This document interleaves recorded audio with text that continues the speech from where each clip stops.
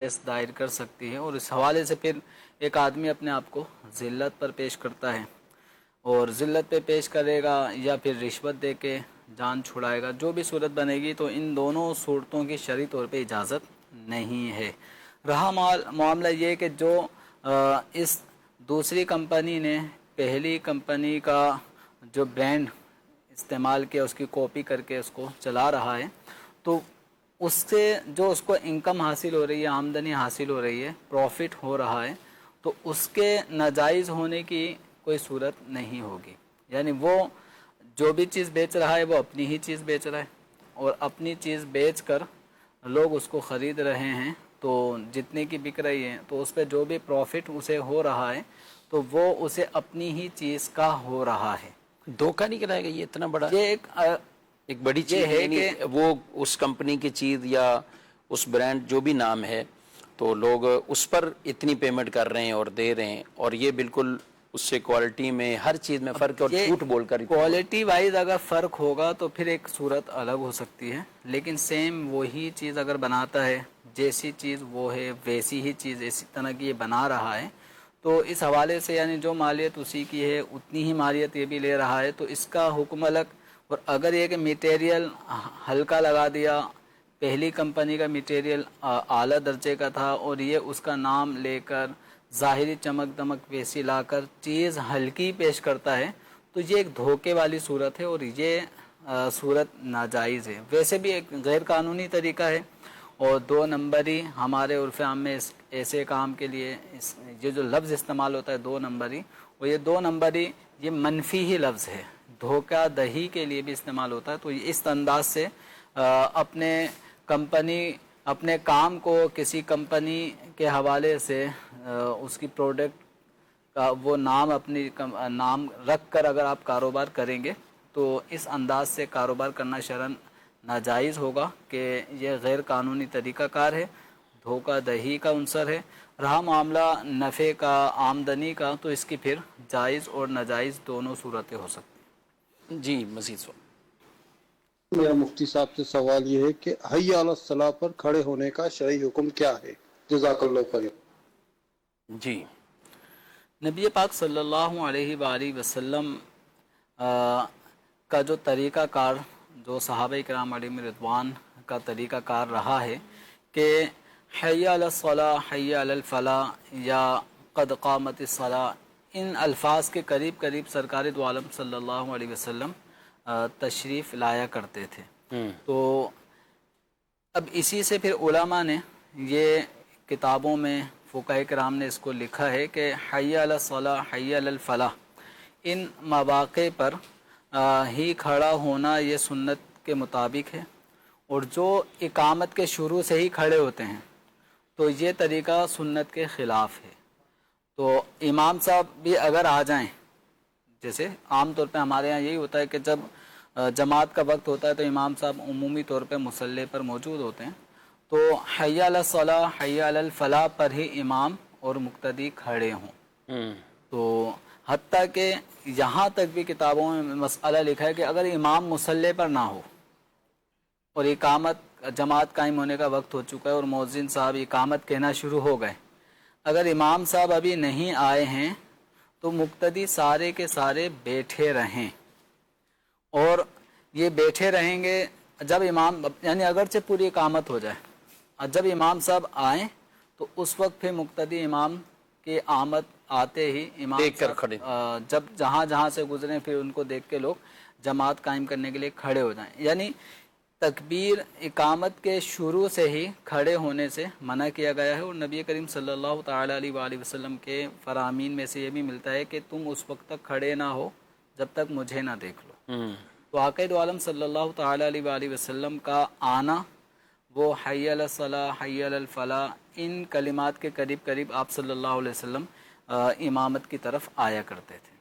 تو صحابہ کرام علیہم رضوان کا بھی پھر یوں عمل رہا، بالخصوص حضرت انس رضی اللہ تعالیٰ عنہ سے اس طرح کی روایت مروی ہے کہ آپ شروع اقامت کے وقت کھڑے نہیں ہوتے تھے، بلکہ جب یہ حی علی الصلاح، حی علی الفلاح ان کلمات کا جب کہنے کا وقت آتا تو اس وقت کھڑے ہوتے تھے۔ یعنی یہ ٹاپک ایسا ہے کہ فقہ کی کوئی سی بھی کتاب لے لیں، सब में मुसल्लम थे। यानी नूरुल इज़ा, हिदाया, इस्ना कुदूरी होते होते अगर फतावा काजी खान, आलमगीरी, इन सारी किताबों में ये मसला बिल्कुल वाज़े तौर पे लिखा है कि इमाम के लिए, मुक्तदियों के लिए मुस्तहब यह है कि हय्या अलस सलाह हय्या अलल फलाह के वक्त खड़े हों, हय्या अलस सलाह पे खड़ा हों और हय्या अलल फलाह पर पूरे ही खड़े हो जाएं। यानी और इसमें ये भी एक नुक्ता भी है कि जब इकामत के अल्फाज हो रहे होते हैं, अल्लाहु अकबर ये कलिमात कहे जा रहे होते हैं, उसके बाद फिर हय्या अलस सलाह, आओ नमाज की तरफ, आओ फलाह, हय्या अलल फलाह, आओ कामयाबी की तरफ। तो ये जो कलिमात हैं ये अपने अंदर एक दावत और एक बुलावा उसका पहलू लिए हुए हैं। तो मुक्तदियों को जो मस्जिद के अंदर मुख्तलिफ जगहों पे मुख्तलिफ सफ़ों में बैठे हुए होते हैं और इकामत हो रही है, तो उस वक्त जो हय्या अलस सलाह हय्या अलल फलाह, आओ नमाज की तरफ, तो जो अंदर हैं, यानी अजान में तो जो मस्जिद से बाहर थे, हमने उनको मस्जिद के अंदर बुलाया कि आओ नमाज की तरफ, आओ कामयाबी की तरफ। और जो मस्जिद में मुख्तलिफ मौके पर मौजूद अफराद हैं, कोई तिलावत कर रहा था, कोई नवाफिल पढ़ रहा था, अब जब जमात कायम हो रही है तो ये जो लफ्ज़ है ना हय्या अलस सलाह, ये कह रहा है कि आओ नमाज की तरफ, तो अब जो जहाँ बैठा हुआ था वो वहाँ से उठकर अब सफ़ों की तरफ आएगा, सफ़ को बनाएगा। तो इस लफ्ज़ का भी अपना एक तकाजा है। फिर आगे आता है कद क़ामतिस सलाह, नमाज खड़ी हो चुकी है, यानी इस जुमले के अदायगी के वक्त सफ़ बन जाए। अब फिर बिल्कुल अब नमाज खड़ी ही होने वाली है, तो उसके बाद अब अल्लाहु अकबर ला इलाहा इल्लल्लाह। अब ऐसे मौके पर इमाम बिला उज़र कोई ताख़ीर किए बगैर नमाज शुरू कर दें। सफ़ों की दुरुस्तगी वगैरह तो सफ़ों की दुरुस्तगी का अगर पहले से एहतिमाम हुआ हुआ है, मुक्तदी परफेक्ट अंदाज से सफ़ को सीधा कर लेते हैं,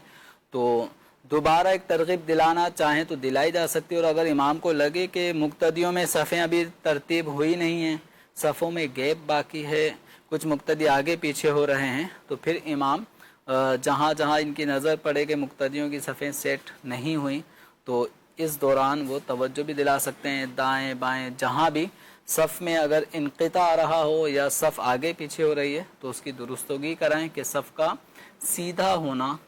कंधे से कंधा नमाजियों का, मुक्तदियों का एक दूसरे से मस होना, ये वाजिब है। अब मसला ये बात का तो ऐलानात भी होते हैं, ये सब चीज़ें हैं, ऐसा लगता है कि इसको बिल्कुल एक रस्मी समझ लिया है कि ऐलान होना है, एक ऐलान होगा, यानी अमलन करते हुए दिखाई नहीं देते या खुद अपने आप को मुक्तदी तैयार नहीं करते। इस हवाले से उनको पता नमाज है, नमाज खड़ी होने से पहले इमाम साहब ने ऐलान ही करना है, सफ़े सीधी कर लें, सब दुरुस्त कर लें। और एक होता है कि अपने आप को वाकई देखना, अमलन भी आम तौर पे पिछले दौर में और अब के फ़र्क है। पहले लोग सफ़ें ज़ाहिर इस तरह ना कोई मार्बल, ना कोई मुसल्ले, ना दरियाँ, इस तरह इंतज़ाम नहीं होता, वो लकीरें भी, सफ़ की पट्टियाँ भी नहीं होती थी। हाँ, अब ये सब चीज़ें मौजूद है, लेकिन फिर भी उसको भी देखे बगैर ही कोई बिल्कुल एड़ी का पिछला हिस्सा रख रहा होता है, कोई उसके ऊपर पाँव रखेगा कि आधा पाँव आगे और आधा पाँव पीछे, कोई कम से कम एड़ी इस तरह रखते हैं। तो ये भी होना चाहिए, और कि एड़ी का किनारा रखना है, ये क्या है, ये भी वाजे करके ऐलान भी इसी तरह का हो। और नमाजियों को भी बारल चाहिए। अच्छा, कई जगहों पे पट्टे ही बहुत बड़े बड़े हैं, यानी वो पाँव रखने का आपने देखा ना, पट्टा ही इतना बड़ा बना हुआ है, तो अब अगर इसको भी आगे भी यूं करेंगे तो पाँव इतना तो आगे हो गया उसका, नमाजी 3-4 इंच का गैप आ जाएगा, 3-4 इंच का वैसे ही गैप आ जाएगा। तो इन चीज़ों में भी बहरहाल सफ़ें दुरुस्त रखना बहुत अहम है, ज़रूरी है। और सफ़ सीधी रखना, सफ़ें और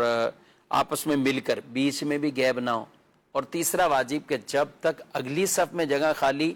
पीछे सफ़ ना बनाना, ये भी बहुत अहम है। जिन्होंने बिल्कुल आदत बनाई, जमील साहब आप देखते हैं कि मस्जिद का एक गेट इधर है, एक इधर है, एक इधर है। बात बड़ी बड़ी मस्जिदें 4-4 गेट भी होते हैं, उधर से भी आ रहे हैं, इधर से भी आ रहे हैं, इधर से भी आ रहे हैं, इधर से भी। आपके न्यू कराची में तो बाद मस्जिदें बहुत बड़ी बड़ी हैं और गेट भी अच्छे खासे हैं। तो अब ये जो जिस महल्ले से आ रहा है, कोई इधर से आ रहा है, तो वो क्या चाहता है कि मैंने इधर से आया हूँ ना, तो मैंने इधर ही पढ़नी। मैं कहता हूँ अगर उससे कभी सवाल कर रहे हैं ना, कितने साल से नमाज पढ़ रहे हैं, बोले कि 15 साल से। किस कोने में पढ़ी, बोले इधर ही पढ़ी है। यानी एक तसव्वुर ही नहीं गया ना कि ये अब बंदा उधर उस तरफ जाएगा, ना देखना उस तरफ, ना सफ़ को देखना उस तरफ, ना इसने किसी और को। अच्छा, और हम बात करें तो बड़ी बड़ी मस्जिदें हैं, جہاں پہ 2-3 گیٹ ہوتے ہیں یا ایک بھی گیٹ ہے, لوگوں نے ایک اپنا ذہن بنایا ہوا ہے, وضو کر کے آنے والے ادھر کھڑے ہو جائیں گے, گیٹ سے آنے والے باوضو بھی تھے تو وہ اس طرف اپنی طرف. تو ہمیں ناظرین کرام اس کا یہ بالکل خود پوری توجہ بھی رکھنی, غور بھی کرنا ہے. بات تو بڑی بڑی مسجدیں پہ ہوتی ہیں, ہم عالمی مدنی مرکز فیضان مدینہ کی بات کریں تو یہاں اگلی سب پوری ہوتے ہوتے بھی ایک حد نگاہ تک اگر کریں تو وہ کافی اس طرف جگہ خالی نظر آ رہی ہوتی ہے. کراچی میں ہم بات کریں بولڈن مارکیٹ, میمن مسجد, تو اس کے بھی اتنے گیٹ ہیں ماشاءاللہ اور اتنی تعداد لوگوں کی آ رہی ہوتی. اس طرح اور بھی ہماری کئی بڑی مساجد ہیں. تو اس میں ہمیں یہ چیزوں کا بھی خیال رکھنا ہے. یہ نہیں ہے کہ ادھر والے گیٹ سے اب لوگ آتے رہیں گے, خود ہی صف پوری کرتے رہیں گے تو اگلی صف میں جگہ خالی ہے تو ہم پیچھے صف نہ بنائیں, بلکہ ہم اس صف کی تکمیل کے لیے, اس کو پورا کرنے کے لیے ہم بھی قدم اٹھائیں. یہ قدم پر نیکی بھی ہے, ثواب بھی ہے, اور بہترین یہ قدم ہے جو صف کو پورا کرنے کے لیے اٹھتا ہے. اس پہ ہمیں عمل کرنا چاہیے. جمعے والے دن بھی خصوصی طور پہ اسے یاد رکھنا چاہیے. مزید سوال یہ ہے کہ اگر کسی کے 3 متواتر یعنی لگاتار جمعے چھوٹ جائیں تو کیا حکم ہے؟ سننے کو ملتا ہے کہ ایسا شخص دائرے اسلام سے خارج ہو جاتا ہے. آپ ارشاد فرمائیں کہ اس حوالے سے کیا شرعی حکم ہے؟ جزاک اللہ خیر. جی, جس نے بلا عذر یعنی جس پہ جمعہ فرض ہے اور جمعہ فرض ہونے کے باوجود اگر کوئی شخص جمعے کی نماز نہیں پڑھتا اور مسلسل 3 جمعے ایسے گزر گئے, تو یہ الفاظ جو سوال میں آئے ہیں کہ وہ دائرہ اسلام سے خارج ہو گیا, یہ الفاظ احادیث میں نہیں ہیں. احادیث میں یہ الفاظ ہیں کہ اس کے دل پر مہر لگا دی جاتی ہے. تو اب یہ دل پر جو مہر لگنے کا جو مطلب ہے تو اس میں کفر کا پہلو یہاں پر نہیں ہے کہ ایسا آدمی مطلب کافر ہو گیا, یہ اس کا مطلب نہیں ہے. الفاظ یہ نہیں ہیں. الفاظ یہ کہ اس کے دل پر مہر لگا دی جاتی ہے, اور مہر لگنے کا معنی یہ کہ ہدایت کا پیغام وہ اس کے دل جو ہے وہ قبول کرنے سے محروم رہتا ہے. تو یہ بہت سخت وعید ہے کہ کسی کے دل پر مہر لگ جائے, اور مہر لگنے کا جو مطلب یہاں پر کوئی اسٹیمپ وغیرہ لگنا نہیں ہے. مہر لگنے کا مطلب گویا سابقہ دور میں مہر لگنا اس کو کہا جاتا تھا کہ کسی چیز کو سیلڈ کر دیا جائے, اس کو بالکل ایئر ٹائٹ کر دیا جائے, بند کر دیا جائے کہ باہر کی کوئی چیز اندر داخل نہ ہو, اندر کی چیز باہر نہ نکلے. تو دل پر مہر لگنے کا کی یہ جو وعید ہے تو اس کا ایک پہلو یہ ہے کہ آدمی میں جو گناہ کی جو عادت تھی وہ دل میں ایسی رچ بس جاتی ہے کہ اب وہ گناہ کی عادت اس کی چھٹتی نہیں ہے. اسی طرح جو رشد و ہدایت کا پیغام تھا, ایک روحانیت تھی اور خوف خدا تھا, اسی طرح شریعت مطہرہ کی پیروی تھی, تو جب دل پہ مہر لگ گئی تو پھر آدمی ان چیزوں سے محروم ہو جاتا ہے کہ یہ نورانی اشیاء دل کی کالک دور کرنے کے لیے اس وقت داخل ہوں گی جب دل پر مہر نہ ہو, کوئی دل سیلڈ نہ ہوا ہو, تاکہ نورانیت آئے گی اور کالک چلی جائے گی. ان الحسنات یذہبن السیئات کہ نیکیاں برائیوں کو مٹا دیتی ہیں. تو جب دل پر مہر لگ جائے تو پھر نصیحت کی بات اثر نہیں کرتی. اور ایک آپ دیکھیں گے بھی کہ حدیث مبارکہ کے ان الفاظ کی جو وعید ہے اس کے اثرات ان لوگوں پر آپ کو واقعتاً نظر بھی آ رہے ہوں گے کہ جو بالکل بھی نماز نہیں پڑھتے, جمعہ بھی نہیں پڑھتے, عیدین کی نماز میں بھی نظر نہیں آتے. تو وہ عام طور پہ گناہوں کی طرف بہت زیادہ ان کا میلان ہوتا ہے, نیکی قبول کرنے کا ذہن نہیں بنتا. جب نماز کے ہی قریب نہیں آ رہے تو علم کے بھی قریب نہیں آتے, اور کسی قسم کی نصیحت قبول کرنے کے لیے بھی نہیں آ رہے ہوتے. جبکہ نماز پڑھنے کے فوائد کیا ہیں؟ ان الصلاۃ تنہا عن الفحشاء والمنکر کہ نماز بے حیائی اور برے کاموں سے روکتی ہے. جب آدمی اگر گناہ بتقاضۂ بشریت سرزد ہو گیا اور وہ پشیمان بھی ہوتا ہے, توبہ بھی کرتا ہے, نماز بھی پابندی سے پڑھ رہا ہوتا ہے, تو ہر 2 نماز کے درمیان اگر کوئی گناہ ہوتے ہیں تو نماز کی برکت یہ ہے کہ آنے والی نماز وہ پچھلی نماز کے اور اس نماز کے درمیان جو گناہ ہوئے ان کے لیے مکفرہ بن جاتی ہے, کفارہ بن جاتی ہے, گناہوں کو مٹانے والی بن جاتی ہے. پھر آدمی وضو کرتا ہے, اعضاء وضو سے یوں گناہ دھل رہے ہوتے ہیں. تو یعنی بندہ جب نماز کے ارادے سے گھر سے نکلتا ہی ہے, وضو کر کے نکل رہا ہے, تو یوں گناہ دھل رہے ہیں, ہر قدم پہ نیکیاں مل رہی ہیں, گناہ معاف ہو رہے ہیں. نماز کے لیے, مسجد کے لیے بڑھتا ہوا قدم وہ آدمی کے خطاؤں کو معاف کروا رہا ہوتا ہے. کہ نماز پڑھ کر بھی ایک گناہوں کا جو بوجھ ہوتا ہے وہ گویا اس کو یوں تشبیہ دی گئی کہ آدمی جب نماز کے لیے کھڑا ہوتا ہے تو اس کے سر پہ گناہوں کا بوجھ ڈال دیا جاتا ہے. جب وہ رکوع میں جاتا ہے کچھ تو وہ اس بوجھ اس کے سر سے گر جاتا ہے. تو یہاں پر جو نماز کے ذریعے گناہ معاف ہونے کی جو بشارتیں ہیں, یہاں پر جو گناہ صغیرہ ہیں وہ یہاں پر معاف ہو رہے ہوتے ہیں. گناہ کبیرہ وہ باقاعدہ توبہ سے معاف ہوں گے. حقوق العباد تلف کیے ہیں, حقوق اللہ تلف کیے ہیں, تو ان میں جو ایسے حقوق ہوتے ہیں جن کی ادائیگی کرنی ہوتی ہے تو وہ ادائیگی کے ساتھ, توبہ کرنے کے ساتھ, اگر کسی بندے کا حق تلف کیا تو اس کو راضی کرنے کے ساتھ ختم ہوگا. تو بہرحال نماز نہ پڑھنے کی جو نحوستیں ہیں ان میں سب سے بڑی نحوست یہ ہے کہ آدمی کے دل پر ایک تاریکی چھا جاتی ہے اور ایک ایسی نحوست چھا جاتی ہے کہ پھر اسے نصیحت کا کوئی اثر نہیں ہو رہا ہوتا. جمعے ایسے ترک کرنا یعنی حیرت والی بات ہے. اس لیے فضیلت جمعے کی وہ بھی بہت زیادہ بیان کی گئی, اور جہاں وعیدوں کی بات ہے تو اس میں بھی اس طرح کی وعید مہر کا لگ جانا, یعنی آدمی کی یہ کیفیت آ جائے کہ جمعے تک بھی وہ ترک کرنے والا بن جائے بلا عذر شرعی, یعنی ان پر جمعہ لازم بنتا ہو, جمعہ فرض بنتا ہو, اور وہ ایسے شہروں میں یا علاقوں میں کہ جمعے کی نماز آرام سے وہ پڑھ سکتے ہیں. یعنی ہماری مسجد شفیق صاحب جمعے والے دن بھی اس میں پورے نمازی نہیں آتے, اگرچہ ہمیں لگتا ہے کہ مسجد فل بھری ہوئی ہے, اوپر تک بھی نمازی چلے گئے, اوپر والی منزل پر بھی, لیکن اگر بغور جائزہ لیا جائے تو ہمارے اس مسجد کے اطراف میں جتنے لوگ رہتے ہیں جن پر جمعہ فرض ہے وہ اس سے زیادہ ہوں گے شاید, وہ بہت زیادہ تعداد ہوتی ہے, لیکن مسجد میں آنے والی تعداد شاید 20% ہوتی ہو. یعنی مسجدیں بھی اگر بھرتی ہیں تو ہم دیکھیں گے کہ اب کئی دور سے لوگ آ کے بھی جمعے کی نماز میں شریک ہو رہے ہیں, لیکن جو بالکل اہل محلہ ہوتے ہیں ان میں بھی ایک تعداد ہوتی ہے جو جمعے کی نماز میں بھی حاضر نہیں. اس کی مثال یہ بھی ہے کہ عید والے دن تو عام طور پہ لوگ دوسرے علاقوں سے کسی علاقے میں نہیں جا رہے ہوتے, نہ تو کاروبار کے لیے کوئی باہر نکلا ہوا ہے نہ کسی اور مقصد کے ہی ہے, سب اپنے گھر میں ہے نا, اور اپنے محلے کی مسجد. لیکن عید والے دن وہی مسجد کم پڑ جائے, اتنا رش ہوا کہ وہ کم پڑ گئی, کہ جگہ کم پڑ گئی, مسجد کی جگہ پوری بھر گئی, اور اسی دن جمعے میں دیکھیں تو اس سے کم, عام نمازوں میں دیکھیں تو اس سے نہ ہونے کے برابر. تو اس طرح کی عادت بالکل بھی نہیں ہونی چاہیے. ہمارے گھر میں اگر کوئی ایسا فرد ہے تو والدین کو یہ ذمہ داری نبھانی چاہیے, جہاں بچوں کی آمدنی, ذرائع آمدنی, اور اس میں ہم تگ و دو میں رہتے ہیں, بچے آمدنی کے طور پہ اچھے ہو جائیں, کمانے والے اچھے بن جائیں, ہمارا ساتھ ساتھ یہ بھی رکھیں کہ بچے دین کے حوالے سے بھی, کہیں ایسا نہیں بچہ کمائی تو بہت اچھا کر رہا ہے, راتوں کو جاگ رہا ہے اور مختلف انداز سے اس نے اپنے ذرائع بنائے ہوئے آمدنی کے, اور وہی بچہ نمازوں میں سست ہے, وہی بچہ نماز نہیں پڑھتا, وہی بچہ یہاں تک کہ جمعے قضا تک کر رہا ہے. تو یہ والدین کے لیے, ان کے گھر کے افراد کے لیے, اور بڑے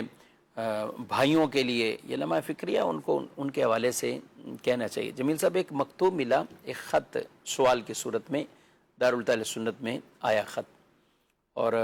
زیادہ پرانی بات نہیں, اسی سپٹمبر کی بات کر رہا ہوں. تو اس میں ایک خاتون کی نے پوری لکھا کہ میرے بچے 10 سال, 11 سال اور بچی 14 سال, مطلب عمریں بھی لکھی کہ یہ پہنچ چکی. تو میں ان کو نماز کا اور ان کو اس طرح میں کبھی ترغیب بھی دیتی ہوں, کبھی ڈراتی بھی ہوں کہ اس کے عذاب ہوں گے اگر نماز چھوڑیں گے. تو میرے بچے آگے سے مجھ سے اب سوال کرتے ہیں کہ یہ سزائیں یا یہ عذاب یہ بابا کو نہیں ملے گا. یعنی اس خاتون نے لکھا یہی کہ ایک خاتون اپنے بچوں کی کیسے تربیت کرے جبکہ والد کا کردار کیا ہو.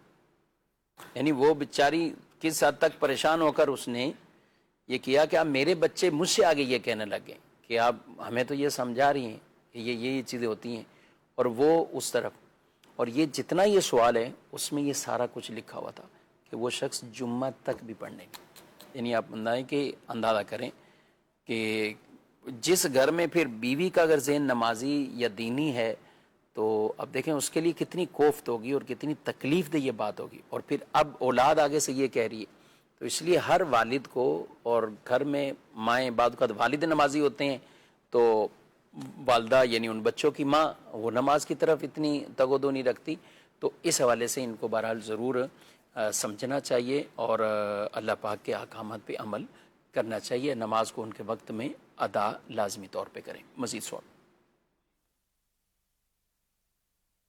مفتی صاحب سے میرا سوال ہے کہ عموماً اکثر لوگ فجر کی نماز میں لیٹ آتے ہیں اور سنت ادا کرنے کے معاملے میں جماعت بھی ان کی رہ جاتی ہے. اس بارے میں رہنمائی فرما دیں. اور میرا دوسرا سوال یہ ہے کہ اگر ہم کسی غیر مسلم کے ساتھ اگر کوئی نیکی کریں تو اگر وہ ہمیں دل سے دعا دیتا ہے تو یہ دعا قبول ہوتی ہے؟ اس بارے میں رہنمائی فرما دیں. جی، اب یہ سنت فجر کا جہاں تک معاملہ ہے تو سنت فجر قریب واجب کے ہیں، لیکن اس کی ادائیگی کا جو شرعی حکم ہے کہ اگر فجر کی جماعت قائم ہو چکی ہے اور سنت فجر اگر کسی نے نہیں پڑھی تو وہ اگر اندر جماعت ہو رہی ہے مسجد کے ہال میں تو یہ مسجد کے صحن میں آ کر یا برآمدے والی سائڈ پر آ کر سنتیں پڑھیں، اور سنتیں اس وقت پڑھی جائیں گی جب کہ سنت پڑھ کر جماعت میں شامل ہونے کا مکمل طور پہ اعتماد ہو. اور اگر ایسا ہے کہ سنت پڑھنے کی وجہ سے امام صاحب جس انداز سے اب نماز پڑھا رہے ہیں آئیڈیا ہو جاتا ہے کہ میرے سنت پڑھنے سے پہلے کہیں یہ سلام نہ پھیر دیں، تو جب کبھی کسی مقتدی کو ایسا لگے کہ وہ مسجد میں آیا اور امام صاحب کی پہلی رکعت ہو چکی دوسری چل رہی ہے تو دوسری رکعت اگر امام صاحب پڑھا رہے ہیں تو عمومی طور پہ اب سنت پڑھنے کا غالباً ایک موقع نہیں لگ رہا ہوتا، کیونکہ جب یہ 2 رکعت پڑھیں گے تو امام صاحب ممکن ہے تحیات میں بیٹھ کے سلام پھیر چکے ہوں. تو اگر لگے ایسا کہ سنت پڑھنے کی وجہ سے جماعت نکل جائے گی تو پھر جماعت میں شامل ہو کر جماعت کے ساتھ نماز پڑھی جائے گی، کہ جماعت کے ساتھ نماز پڑھنا یہ واجب ہے. تو سنت فجر یہ قریب واجب کے ہے، تو جماعت چھٹنے کا جب اندیشہ ہو جائے گا تو اب سنت فجر کو اس وقت نہیں پڑھیں گے. سورج طلوع ہو جائے اس کے بعد جو 15-20 منٹ کا ٹائم ہوتا ہے مکروہ وقت، جب یہ مکروہ وقت ختم ہو جائے اس کے بعد پھر سنت فجر پڑھی جائیں. اگر کوئی پڑھنا چاہتا ہے تو اس ٹائم پڑھے گا، لیکن جماعت نکل جانے کا خدشہ ہو تو اب سنتیں اس وقت نہیں پڑھی جائیں گی. کچھ سوالات اور بھی ہیں اس میں. کیا اپنی قبر کے لیے پہلے سے ہی جگہ قبرستان میں رکھ سکتے ہیں؟ پہلے سے قبر کی کھدائی کر کے یوں ذہن بنا لینا کہ اس جگہ میری تدفین ہوگی، تو یہ اس بات کو امام اہل سنت اعلیٰ حضرت رحمۃ اللہ علیہ نے ایک عبث، ایک غیر ضروری چیز قرار دیا ہے کہ اس طرح کسی بھی آدمی کو نہیں پتہ وما تدری نفس بأی ارض تموت، کسی بھی آدمی کو نہیں پتہ کہ وہ زمین کے کس حصے پر مرے گا اور اس کی تدفین کس مقام پر ہوگی. تو یہ کوئی فکس ہمارے علم میں یہ کوئی بات نہیں ہے. کوئی بھی نفس، کوئی بھی جان اس بات میں اس حوالے سے اپنے طور پہ نہیں جان سکتی. تو اس طرح پہلے سے قبر تیار کر لینا اور کہ یہاں میری تدفین ہوگی تو یہ غیر ضروری چیز ہے. البتہ اگر قبر تیار کر کے آدمی اپنے آپ کو فکر آخرت کے طور پر اگر لیتا ہے، بعض بزرگوں کا طریقہ یہ کتابوں میں ان کے سیرت میں آیا ہے کہ وہ کوئی قبر ہوتی تو اس قبر میں اتر جاتے اور فکر آخرت قبر کی طرف توجہ دیتے اور خوف خدا پیدا کرنے کا ایک ذریعہ بن جاتا ہے. تو اگر ایسی کوئی صورت ہو تو ایک الگ بات ہے کہ یہ پھر ایک قبرستان کی زیارت کرنے کا ہی حکم اس لیے دیا گیا کہ وہ دنیا سے بے رغبتی، صحیح، آخرت کی یاد دلاتی ہے. تو اگر کوئی اس انداز سے قبر کھودتا ہے اور فکس نہ کرے کہ یہاں بس میں ہی دفن ہوں گا، ویسے ہی قبر میں یا عام طور پہ قبرستان میں ویسی بہت ساری کچھ قبریں کھدی ہوتی ہیں، یوں آدمی قبر کے اندر اتر کے لیٹ کے ایک فکر آخرت پیدا کرنے کی کوشش کرے تو یہ ایک مؤثر طریقہ ہوگا. لیکن قبرستان کبھی جائے نہ اور قبرستان کے نام سے ڈرتا ہو، قبر پہلے سے تیار کی ہو،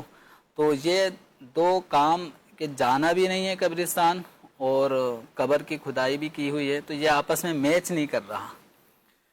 تو اس طرح یہ ایک غیر ضروری اور بے فائدہ چیز ہوگی. اچھا، کفن لوگ بعض اوقات لے کے رکھتے ہیں اور عمرے کرنے والے، حج کرنے والے وہ اپنے احرام کو بھی کفن ان کی چادروں کے طور پر، ان چادروں کو کفن کے طور پر، یہ یہاں سے کفن لے کر جاتے ہیں، اس کو وہاں کی آب و ہوا کہیں یا پانی زمزم شریف کہیں یا دیگر جگہوں پہ کئی لوگ لے کے جاتے ہیں، مس کر کے لاتے ہیں اور یہاں اسے رکھتے ہیں. یہ عمل کیسے؟ اس میں حرج نہیں ہے. ٹھیک. اور ویسے بھی اگر دیکھا جائے تو کسی بھی آدمی کے انتقال ہونے کی صورت میں اس کے اموال میں سب سے پہلے جو حقوق لاگو ہوتے ہیں وراثت کی تقسیم سے پہلے، اس میں وصیت ہے، وصیت سے پہلے قرض کی ادائیگی ہے، قرض کی ادائیگی سے بھی پہلے سب سے پہلا جو حق میت کا اپنے ترکے کے مال میں ہوتا ہے، اس میں سنت کے مطابق کفن دفن کے معاملات. تو اب اگر کوئی آدمی پہلے سے ہی اپنے کفن کا بندوبست کر لیتا ہے کہ مجھے اس کفن میں کفنایا جائے، اب اس کفن میں آب زمزم، مختلف متبرک پانی، وہ اگر اس میں چھڑکاؤ کیا ہے تاکہ ان کی برکتیں حاصل ہوں، تو ان کی برکتیں ایک مسلمان کو حاصل ہوتی ہیں دنیا میں بھی اور قبر میں جانے کی صورت میں بھی ان کی برکتیں حاصل ہوتی ہیں. تو لہذا کفن کی پہلے سے تیاری یہ ایک مفید چیز ہے کہ آدمی کفن دیکھ کر بھی فکر آخرت پیدا کر سکتا ہے، اور میت ہی کے مال سے اس کے لیے سب سے پہلا حق یہ ہے کہ اس کے مال میں اس کے کفن دفن کا اہتمام کیا جائے. تو کفن پہلے سے تیار رکھنے میں کوئی مذائقہ نہیں ہے. یہ گویا ایک طرح سے آدمی کفن کا تیار رکھنا اس کو موت کی بھی ایک یاد دلاتا رہتا ہے. اور برکت کے لیے بھی اس طرح کے کوئی مبارک چادریں ہیں جی. اور ایک چادر کو کہیں سے نسبت ہے یا اس طرح کوئی کسی اللہ کے نیک بندے کی چادر اس کو مل گئی تو کفن کے طور تو پر اس کو رکھتا ہے. کفن کے طور پہ استعمال کر سکتے ہیں. ہمارے حضرات صحابہ کرام علیہم رضوان سے ایسی پیاری پیاری سوچ کے مطابق وہ تو نبی کریم صلی اللہ علیہ وسلم سے بھی ایک صحابی کا عمل ملتا ہے کہ آقا دو عالم صلی اللہ علیہ وسلم کی بارگاہ میں ایک تحفہ آیا تھا چادر کا، اور حضور علیہ السلام پہنے ہوئے اسے آپ صلی اللہ علیہ وسلم نے صحابہ کے سامنے اس چادر کو پہن کر تشریف لائے، اور صحابہ کو بھی بڑا پیارا، ایک تو ویسے ہی سرکار کی صحبت میں بیٹھے ہیں، پھر چادر بھی حضور نے پہنی اور نور علی نور والا معاملہ تھا. تو اب ایک صحابی نے اس چادر کو کہا کہ یا رسول اللہ چادر مجھے چاہیے. کیا نبی کریم صلی اللہ علیہ وسلم اندر جاتے ہیں اور وہاں سے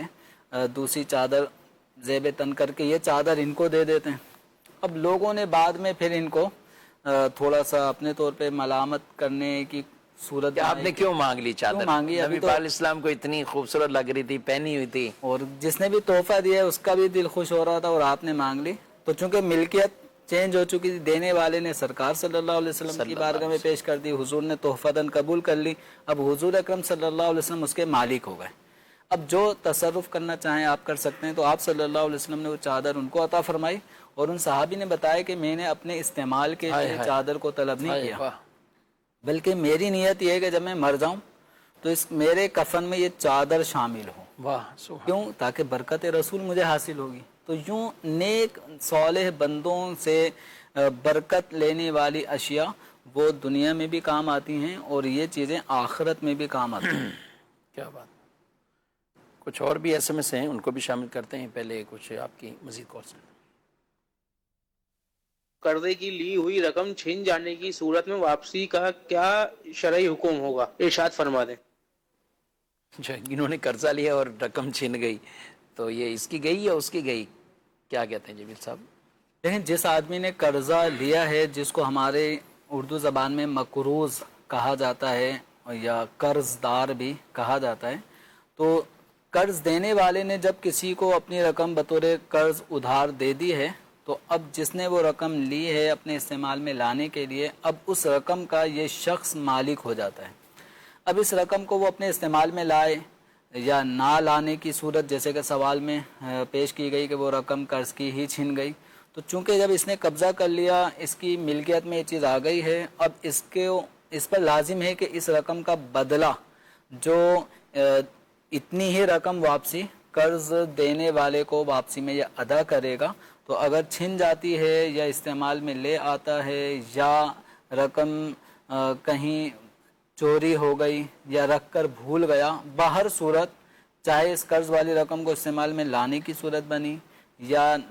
لائے بغیر وہ رقم ہی ضائع ہو گئی، یا کاروبار میں رقم لگائی قرض والی اور وہ قرض والی رقم سے کاروبار چلا نہیں بلکہ اور نقصان کی طرف چلا گیا، تو جو قرضہ لیا تھا وہ بہر صورت ادا کرنا ہوگا۔ یہ نقصان قرض دینے والے کا نہیں ہے، قرض لینے والے ہی کو یہ نقصان برداشت کرنا پڑے گا۔ گویا کہ جو رقم آئی تھی وہ ہاتھ سے بھی گئی اور جو قرض تھا جس سے لیا تھا اس کو بھی دینا ہے۔ تو اس لیے ایسا نہیں ہے کہ اگر کسی نے قرض لیا اور اس سے کوئی رقم چھین کے چلا گیا تو اب یہ کہے بھائی میں کیا کروں، میں تو استعمال ہی نہیں کی تھی، یہ اب نقصان آپ کا ہوگا یا آدھا آدھا ہوگا۔ تو یہ آدھا آدھے کا کوئی فارمولہ نہیں ہے نہ پورے کا، ان کو یہ پوری رقم قرض والی بہر صورت اس آدمی کو ہی دینی ہوگی جسے مقروض کہا جاتا ہے، جسے قرض دار کہا جاتا ہے۔ یہ اب وہ پوری قرض والی رقم ادا کرے گا۔ یہ ایک الگ بات ہے کہ قرض خواہ، قرض دینے والا وہ قرض دار کو مہلت دے، اگر اس کے پاس قرض کی ادائیگی کی کوئی صورت نہیں بن رہی، ہاتھ تنگ ہے، تو قرض خواہ پر لازم ہے کہ وہ مہلت دے گا، کچھ آسانی کی ٹائمنگ اس کو دے گا، تاکہ اور اس پہ بھی لازم ہے کہ جو مہلت ملی ہے اس مہلت کے اندر قرض کی ادائیگی بھی کرتا رہے۔ یہ نہیں کہ ہر 2 مہینے بعد پھر آ جائے گا، نہیں ہے، باقی سارے کام چل رہے ہیں۔ اور یہ بات کا یہ جو سوال بطور خاص پوچھا گیا نا، تو اس میں تو وہ یہی کہتا ہے نا آپ کے پیسے سے میں نے تو کوئی فائدہ نہیں اٹھایا، میرے تو آگے چوری ہو گئے یا یہ نقصان ہو گیا، تو یہ اس طرح کے عذر بہرحال غیر معقول ہیں اور غیر منظور بھی ہیں اور غیر معذور بھی ہیں، تو یہ نہیں پیش کرنے چاہیے، اور قرض لیں اس نیت سے کہ میں نے ادا کرنا ہے۔ مزید کو جی مفتی صاحب، سوال یہ ہے کہ جو برانڈ کے متعلق کبھی فرما رہے ہیں، مارکیٹ میں برانڈ بک رہا ہے جو جعلی ہے اور ہمارے پاس اویلیبل ہے، اگر کوئی کسٹمر آیا ہم اس کو بول رہے ہیں بھائی یہ دیکھو کاپی ہے اس کی، کیونکہ بہت ہی عام ہو چکی ہے کاپی، تو اس صورت میں کاپی کسٹمر کو بول کے دینا کیسا رہے گا جب اس کو واضح ہم لوگ بتا دے رہے ہیں کہ ایک کاپی ہے کسٹمر کی اس کے برانڈ، تو اس تعلق سے نصیحت فرمائیں۔ جی، آپ یہ غالباً جو پہلا سوال ہمارا چلا تھا اس پر گفتگو ہوئی،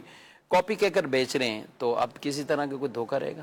اب وہ دھوکے کی صورت تو ختم ہو گئی، کیونکہ جو بیچنے والا ہے وہ اس چیز کی اصل حالت بتا رہا ہے کہ یہ جینین چیز نہیں ہے، یہ 2 نمبر ہے، یہ کاپی ہے، یہ اس کی قریب جیسی بنائی گئی چیز ہے۔ تو اب خریدار کے اپنے اوپر ہوتا ہے کہ وہ اپنے طور پہ اصل چیز اور اس چیز کے درمیان پھر فرق تلاش کرتا ہے، فرق تلاش کرنے کے ساتھ ساتھ پھر وہ جو اس کے پرائس ہوتے ہیں اس کو بھی تھوڑا سا اوپر نیچے کرتا ہے، اور باہم رضامندی کے ساتھ اگر وہ اس کی کاپی خرید لیتا ہے تو اس میں کوئی مذائقہ نہیں ہے کہ اب وہ دھوکے والا عنصر دکاندار کی طرف سے وہ ختم ہو چکا ہے۔ ناظرین کرام، آپ نے پروگرام ملاحظہ کیا، اپنا فیڈ بیک بھی دیجیے، پروگرام کا وقت اپنے اختتام کو بھی پہنچا ہے۔ آپ کے کئی سوالات ایسے ہوتے ہیں ظاہر ہے براہ راست اگر شامل نہیں بھی ہو سکے تو دارالتعلیم سنت کا یہ نمبر اپنے پاس رکھیے اور اس نمبر پر آپ ضرور رابطہ کیجیے، ان اوقات کار میں، ان وقت میں، تو انشاءاللہ آپ کو رہنمائی کر دی جائے گی۔ اللہ پاک ہم سب کو عمل کرنے کی توفیق عطا فرمائے، آمین بجاہ النبی الامین صلی اللہ علیہ وسلم۔ ہادی و رہنما ہمارے علماء، ہو کبھی درپیش جو کوئی مسئلہ، پوچھ لے حاضر ہو ہم ان کی بارگاہ۔ شہر بصرہ کے رہنے والے